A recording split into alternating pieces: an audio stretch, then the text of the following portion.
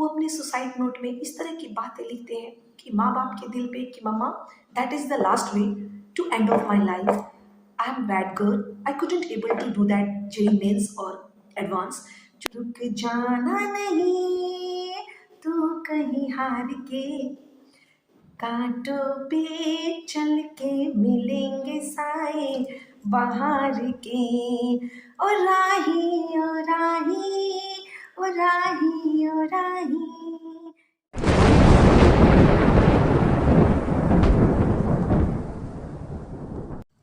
नमस्कार दोस्तों, मेरा नाम आरती राय है और मैं आप सबके समझ इस आफ्ताब परवेज के यूट्यूब चैनल माय डियर ज़िंदगी पे एक नए सफ़र की शुरुआत करने जा रही हूँ।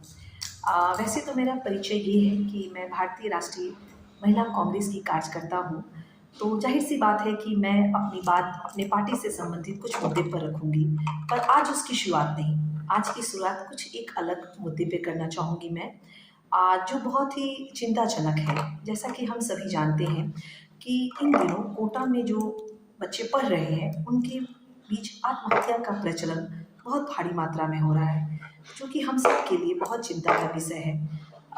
मेरे लिए ये बहुत ही दिल के करीब है। वो इसलिए है क्योंकि मेरी बेटी भी कोटा में रहती है और सच मानिए जब हम अपने बच्चों को, चूँकि कोटा में जो बच्चे रहते हैं वो थोड़ा टीनेजर रहते हैं, वो यूपीएससी की तरह दिल्ली में जो बच्चे पढ़ते हैं 26, 27, 28 साल के नहीं रहते हैं। वो जस्ट 10+2 में के बाद जाते हैं या 11th-12th भी वहाँ करने जाते हैं।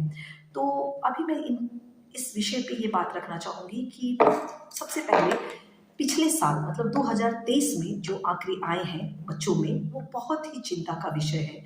2023 के आंकड़े के अनुसार अब 26 बच्चों ने आत्महत्या की, जो बहुत ज़्यादा दुःख उन बच्चों के पेरेंट्स के लिए है जो अपने बच्चे को बड़ी उम्मीद के साथ वहाँ छोड़ते हैं। इस विषय में मैं ये कहना चाहूँगी कि वो जो बच्चे हैं, वो जिनके जो पेरेंट्स हैं, उनके साथ जो बीतती होगी वही जान सकते हैं। बच्चे एक कली है, उनको हम खेलने दें। मेरा यह कहना है उन बच्चों से कि आप इस तरह की घटनाएँ क्यों करते हैं? ये मेरे माँ-बाप से भी कहना है कि वो अपने बच्चों से अपने ज़िंदगी में जो कुछ नहीं कर पाए, उसका बोझ उन्हें ना दें। अपने बच्चे से आराम से पूछिए, क्या वो कंफर्टेबल है जेईई मेंस या जेईई एडवांस देने के लिए, नीट देने के लिए? जैसे मेरी बेटी खुद की है, वो जब फिज़िक्स, केमिस्ट्री करती है, तो वो कहती है कि मैम, मम्मा मैं थ्योरी समझ जाती हूँ, मैं हर चीज़ अच्छे से कर पाती हूँ, बट जो मेरे मैथ्स बनाने का जो एक्यूम होता है, वो उसके अंदर नहीं है। तो ठीक है, बच्चा नहीं कर पाता है तो अपने पेरेंट्स के सामने वो आए और अपनी बात को अच्छे से रखे कि मम्मा मैं किसी कारणवश मैं जेईई एडवांस, मेंस या नीट नहीं कर पा रही हूँ।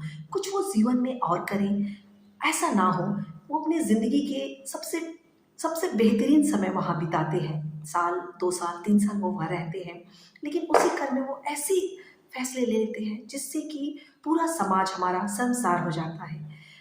आप आप सोच नहीं सकते हैं कि उन बच्चों के ऊपर क्या बीतती होगी या फिर उनके घरवालों के ऊपर क्या बीतती होगी जो ऐसा कदम उठाते हैं। आत्महत्या ये बहुत ज़्यादा शर्मसार है।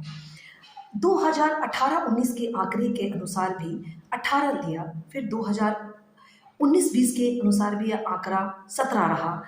2021 चूँकि कोविड आ गया तो उस समय उनके हमारे पास कोई आंकड़ा नहीं है। लेकिन मैंने जैसा पहले कहा कि 2023 में वह 26 था और अभी तक जो अभी करंट 1 महीने भी खत्म नहीं हुए हैं। आज मतलब 1 फ़ैब है और फ़ैब तक 2 आत्महत्याएँ बच्चों ने कर ली हैं।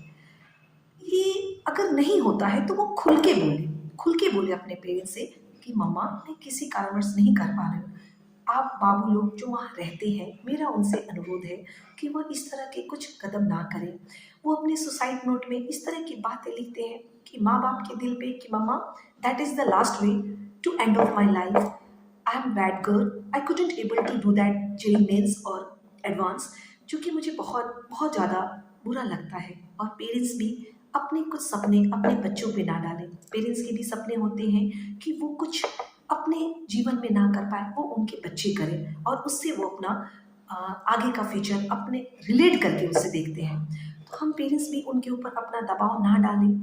कोचिंग इंस्टीट्यूट में भी है, आजकल कोचिंग इंस्टीट्यूट भी है वो भी पहले क्या था कि वो एक एग्ज़ाम लेते थे, एक छोटा-मोटा कैटेगरी उनका हुआ करता था कि हाँ भाई, इन बच्चों को जेईई करना चाहिए, मेंस एडवांस देना चाहिए, नीट देना चाहिए, और उनको लगता था कि शायद ये बच्चा नहीं कर पाएगा, तो उसको सीधे बोलो कि नहीं आप जाओ, आप कुछ और करो। लेकिन ऐसा कुछ नहीं है, एकदम भीड़ की चाल में इंस्टीट्यूट बच्चों को ले लिया जाता है, और पेरेंट्स भी इस उम्मीद में अपने बच्चों को वहाँ भेजते हैं। यह पेरेंट्स और बच्चों की समस्या नहीं है, ये अभी पूरी सामाजिक, आर्थिक, राजनीतिक, सांस्कृतिक जो हम परिवेश देखते हैं उसमें बच्चों के जीवन भी बहुत टफ है, बहुत ज़्यादा टफ है। इस मुद्दे पर मैं बात कभी करूँगी किसी और वीडियो में, बेरोजगारी का जो मुद्दा है। फिलहाल तो बस मैं उन बच्चों को एक छोटा सा संदेश देना चाहूँगी, एक मम्मी पापा को भी रिक्वेस्ट करना चाहूँगी कि वो कृपया करके ऐसा अपने बच्चों के ऊपर प्रेशर ना करें, और बच्चे वो ऐसा कदम ना उठाएं जिससे उन माँ बाप को ज़िंदगी भर अफ़सोस हो कि मैंने अपने बच्चे को क्यों वहाँ भेजा। वो बहुत टीनेजर होते हैं, मैंने कहा कि वो जब 17, 18, 16 साल के बच्चे वहाँ जाते हैं, और मुश्किल से 20-21 तक वो वहाँ से वापस भी आ जाते हैं। अपने ज़िंदगी के बहुमूल्य 2 साल जो वहाँ बिताते हैं, वो बहुत महत्वपूर्ण होता है उनके लिए। बस वो आ जाएँ, अपने माँ बाप के साथ वो रहें। मुझे मालूम है कि जो बच्चे जेईई मेंस, एडवांस या नीट के लिए जाते हैं, वो छोटे-मोटे काम नहीं कर सकते हैं। वो एक दौड़ी दुकान नहीं चला सकते हैं।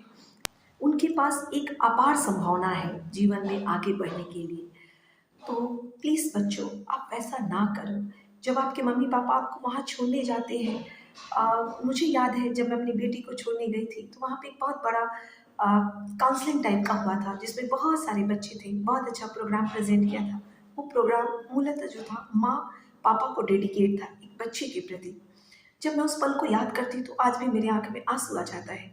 तो एक छोटे से संदेश के साथ उन सारे बच्चों को जो केवल कोटा में नहीं रहे, मान लो यूपीएससी की तैयारी, जो कभी आईआईटी में जो बच्चे रहते हैं वो भी सुसाइड करते हैं, जो मेडिकल करते हैं वो भी सुसाइड करते हैं, वो सब ना करें।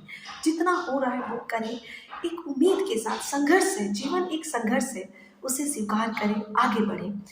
वो इस तरह का कोई कदम ना उठाए जिससे समाज, सोसाइटी, माँ-बाप को शर्मिंदा होना पड़े। एक छोटा-सा संगीत के माध्यम से कुछ संदेश देना चाहूँगी, और मुझे लगता है कि आप आम दर्शक उसको ज़रूर पसंद करेंगे। और मैं ये कहना चाहूँगी कि मैं हर प्रोग्राम के बाद एक छोटा-सा गाने का प्रोग्राम रखूँगी, और मुझे लगता है कि वो सब आम जनता उसे बहुत सराहेंगे भी। तो गाने के बोल कुछ इस तरह से हैं कि रुक जाना नहीं तू कहीं हार के, रुक जाना नहीं तू कहीं हार के, कांटों पे चल के मिलेंगे साए बाहर के। रुक जाना नहीं तू कहीं हार के, कांटों पे चल के मिलेंगे साए बाहर के। ओ राही ओ राही ओ राही ओ राही। इन शब्दों के साथ मैं अपनी बात को समाप्त करती हूँ। फिर मिलेंगे हम आपके साथ किसी नए विषय पे अगले वीडियो में। तब तक के लिए नमस्कार।